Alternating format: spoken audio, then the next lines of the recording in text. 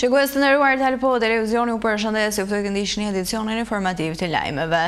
Sipas të dhënave të fundit nga Instat, numri i aksidenteve ka shënuar një rënje për herë të parë me 15.5% në 5 mujorin e parë të këtij viti në Shqipëri.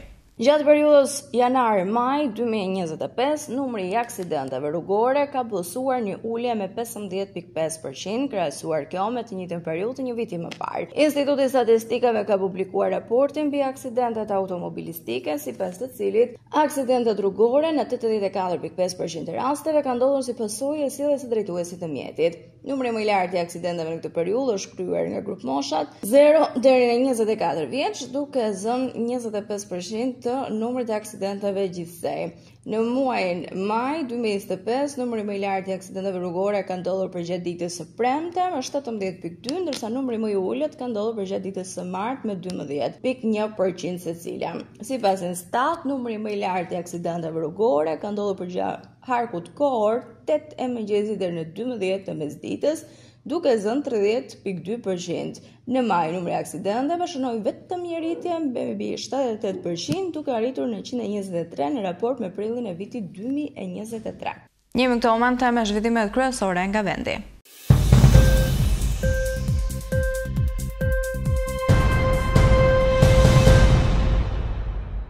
Pas goditjes për 4.1 ball në mëngjes që u shoqëruar përgjatë gjithë ditës së djeshme me lëkundje të shpeshta, një tjetër tërmet ka goditur përgjatë mbrëmjes vendin dhe ishte i shkallës 3 Richter dhe me magnitudë pra 3.1 në Tiranë.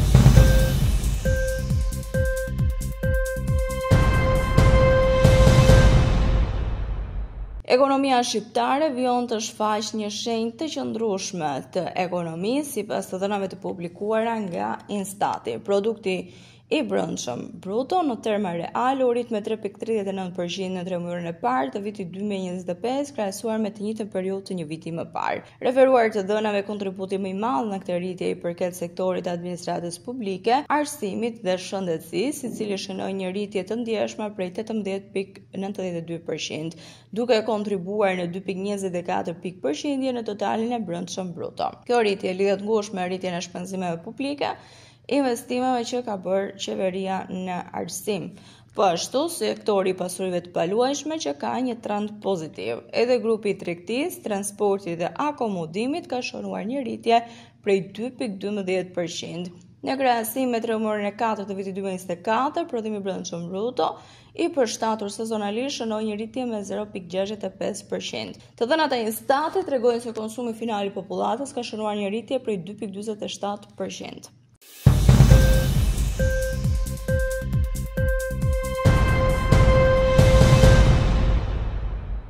Gazeta e përditshme britanike Telegraph e ka renditur Bregdetin shqiptar në listën e 10 vendeve më të mira në Europë për pushime në plazh. Shqipëria, Majorka apo Malizi shmangin vendet me turistë të populluar dhe drejtohuni brenda këtyre vendeve, destinacioneve dhe sekreteve bregdetare që janë nga vendet më të bukura, duke nisur qoftë nga pjesa e arkitekturës e deri tek plazhet Bregdeti e Mahnitës.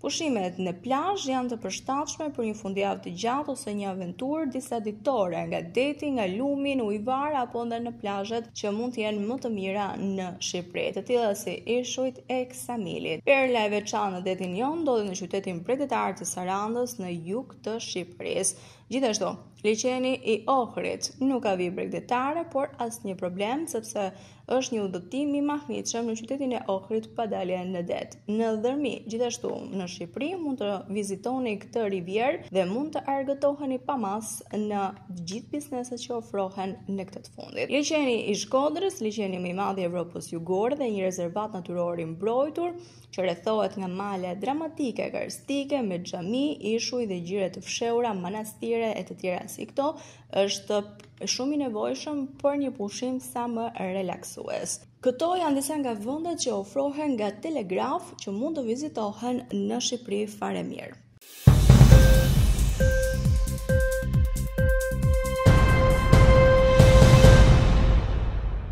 Evropa po përballet me një tjetër valë të fuqishme të nxehti me temperatura ekstreme që kanë detyruar autoritetet e disa shteteve të shpallin alarme të nivelit të lartë. Italia, Franca janë ndër vendet më të prekura, ndërsa valet të nxehtit po përhapet gjithashtu në Spanjë, Portugali dhe Ballkan. Në Itali, rreth 20 qytete, përfshirë Roma dhe Venecia, janë vendosur në alarm të kuq nga Ministria e Shëndetësisë për këtë fundjavë. Në Francë, 4 rajone janë gjithashtu në alarm portokalli për shkak të temperaturave të larta, nga 39 gradë Celsius e ndërsa Ballkani nuk ka mbetur jashtë kësaj vale, pasi në Serbi temperatura ka shkuar 40 gradë dhe autoritetet po bëjnë thirrje për kujdes të shtuar, ndërsa valja e nxehtit pritet të përshkallëzohet në ditët në vijim.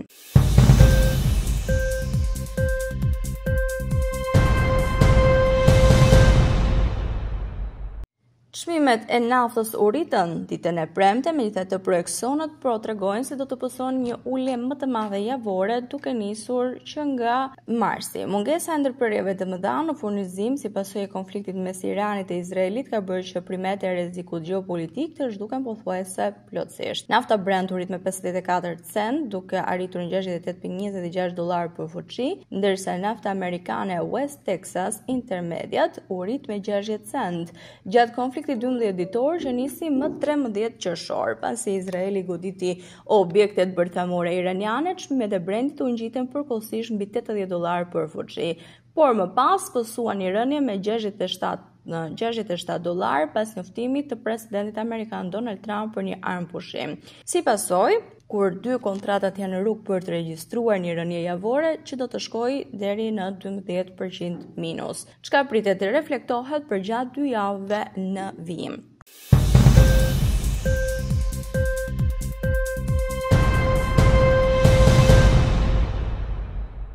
Spanja po përgatitet për një reformë të thellë në ligjin kundër duhanit me qëllim mbrojtjen e popullsisë nga ekspozimi ndaj tymit dhe produkteve të reja të duhanit si cigaret elektronike. Drafti më i fundit thekson se prioritet do të kenë qytetarët që nuk tymosen në mënyrë që të marrin frymë në ajër të pastërt dhe të pakontaminuar.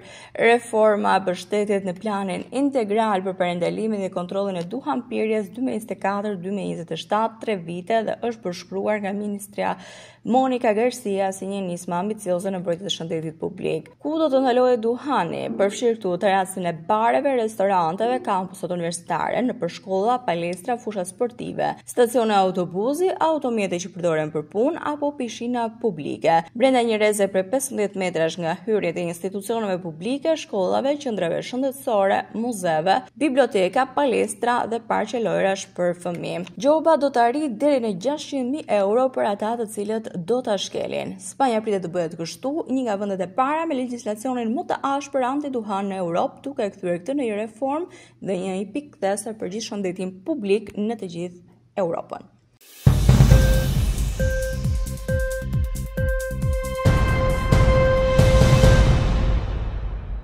Ministri i Jashtëm i Izraelit Gideon Sar deklaroi se komuniteti ndërkombëtar ka një detyrim për të parandaluar Iranin nga sigurimi i një arme bërthamore. Vetëm 3 ditë pasi Izraeli njoftoi se kishte arritur një fitore historike dhe azhësuar programin bërthamor të Teheranit përmes një sulmi të përqendruar. Izraeli veproi në momentin e fundit të mundshëm përballë një kërcënimi të menjëhershëm ndaj vetes, rajonit dhe bashkësisë ndërkombëtare. Sipas tij, kërcënimi nga Irani mbetet i vazhdueshëm dhe serioz. Deklarata e Sar vjen si përgjigje ndaj komenteve të ministrit të jashtëm iranian Abbas Araki, i cili kritikoi drejtorin e Agjencisë Ndërkombëtare për Energji Atomike. Izraeli prej vitesh ka kritikuar inspektimet e IAEA-s si jo efektive dhe ka kërkuar një qasje më të ashpër ndërkombëtare ndaj programit bërthamor të Iranit.